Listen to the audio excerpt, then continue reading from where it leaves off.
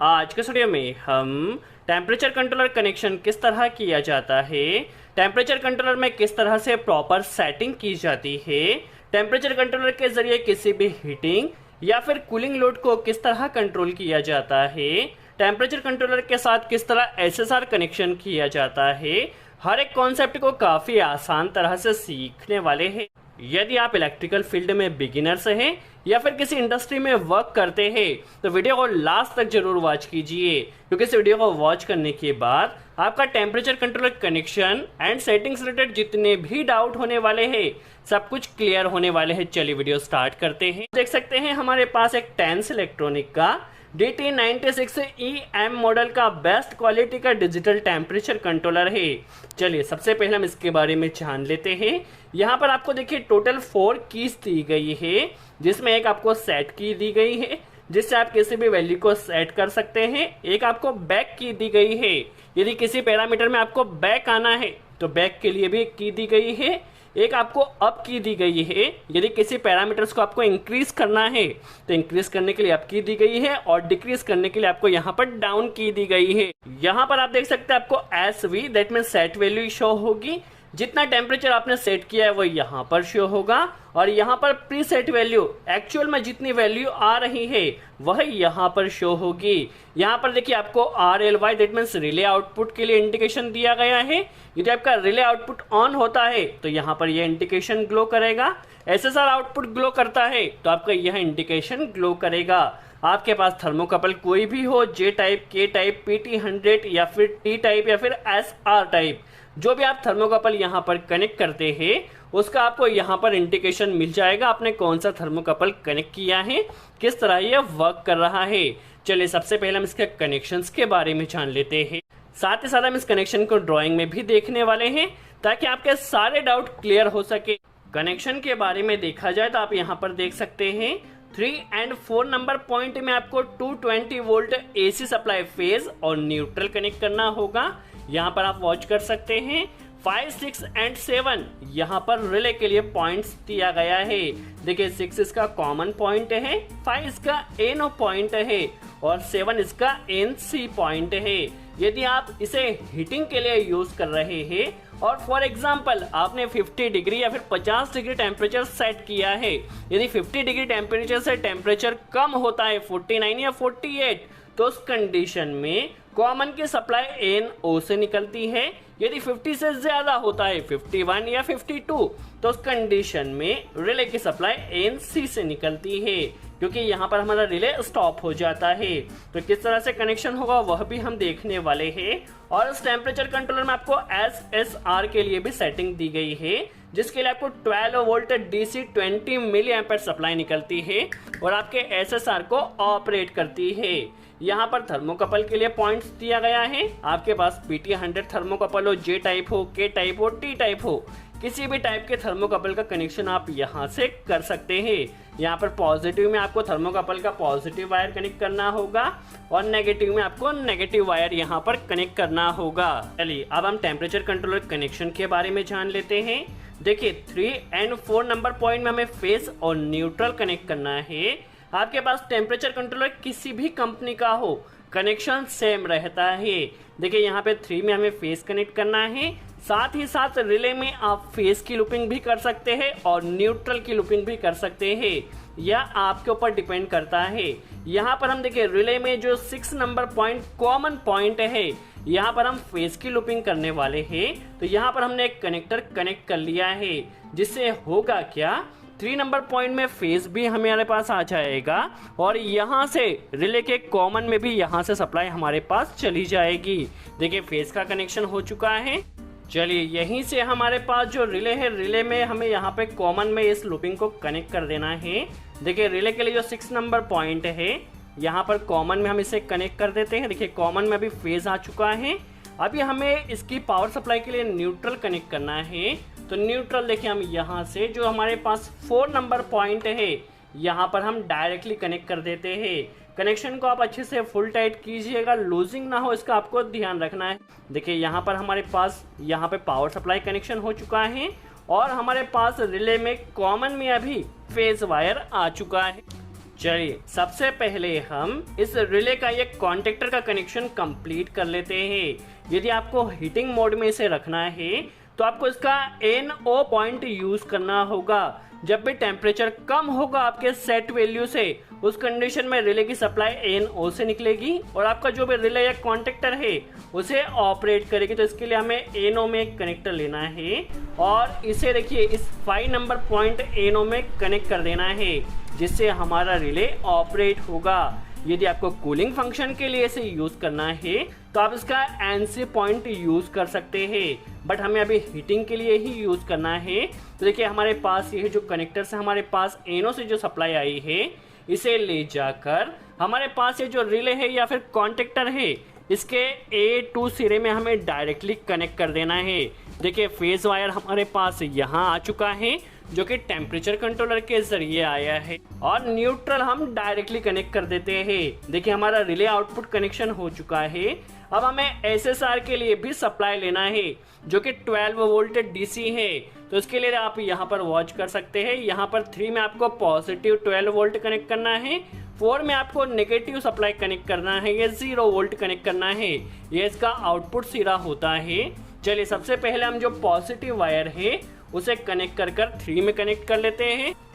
चलिए यहाँ से हम देखिए जो 8 नंबर पॉइंट है, इस 8 नंबर पॉइंट से हमारे पास SSR का पॉजिटिव निकलने वाला है। तो यहाँ पर हम पॉजिटिव के लिए कनेक्टर कनेक्ट कर लेते हैं, और 9 नंबर जो पॉइंट है वहाँ से हमारे पास नेगेटिव निकलने वाला है।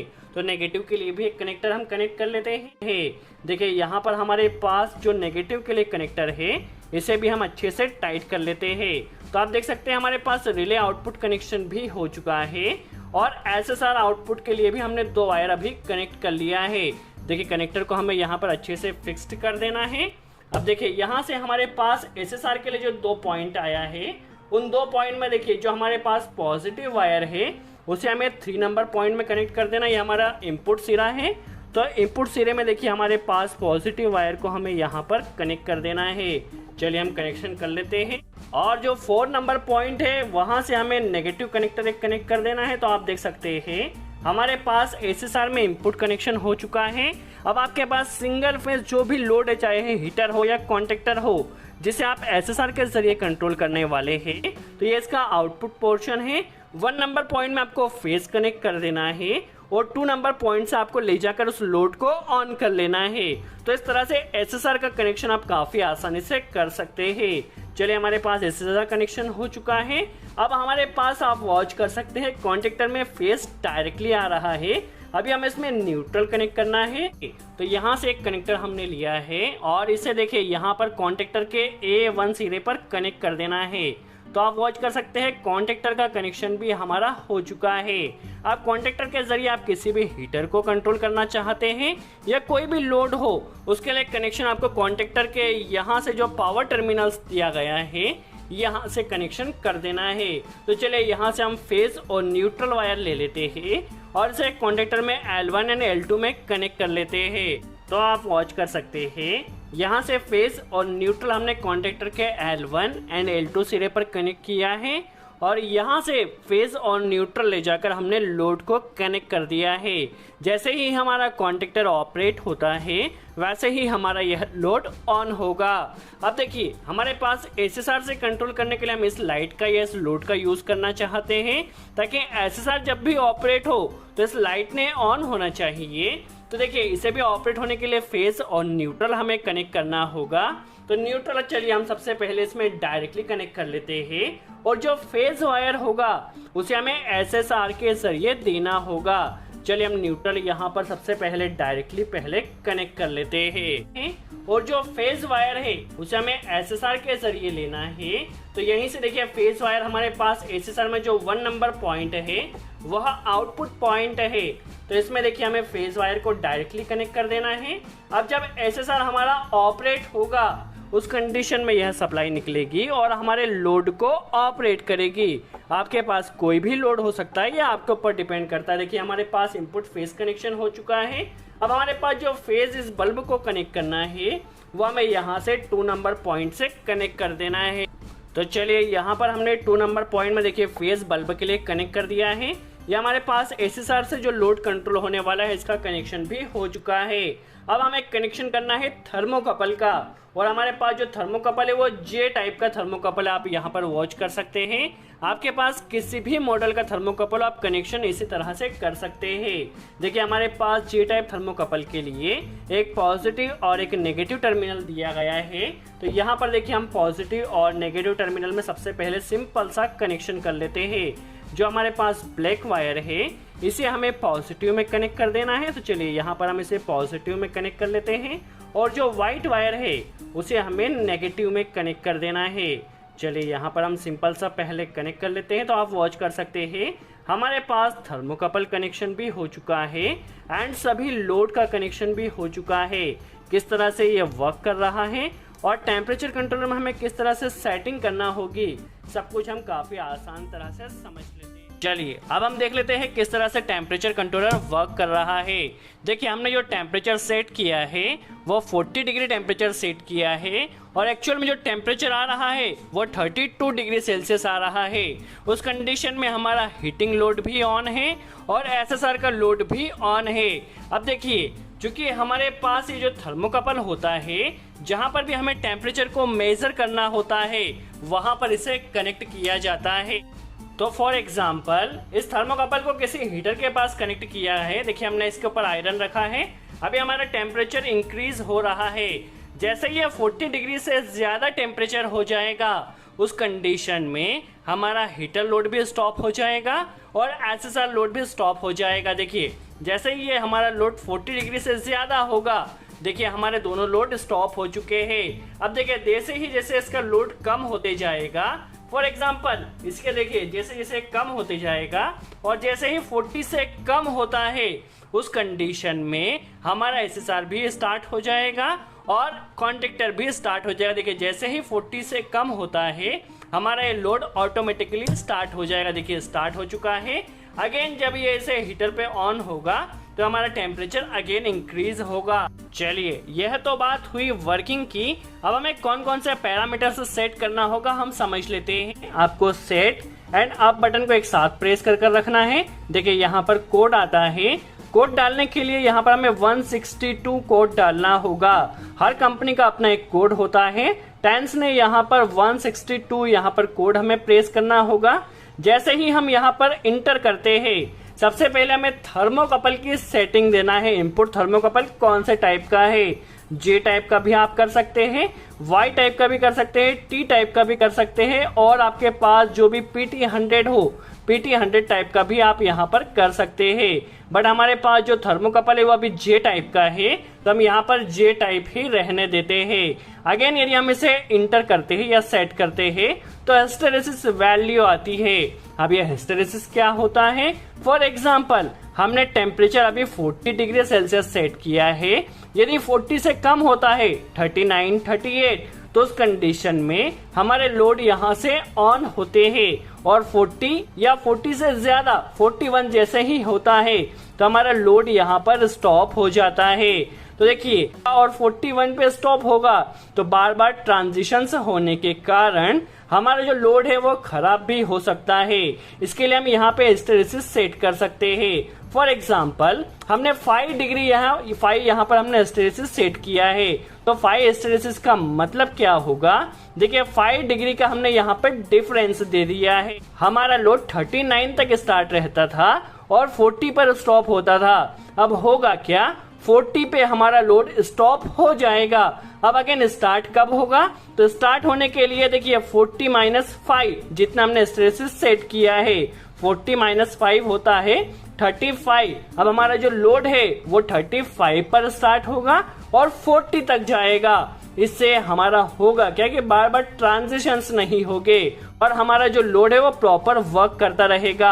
आप यहाँ पे जो हिस्टेरेसिस वैल्यू है वो 1 से लेकर के 50 डिग्री सेल्सियस टेम्परेचर तक सेट कर सकते हैं। अभी आपके ऊपर डिपेंड करता है आपको हिस्टेरेसिस वैल्यू कितनी डालना है।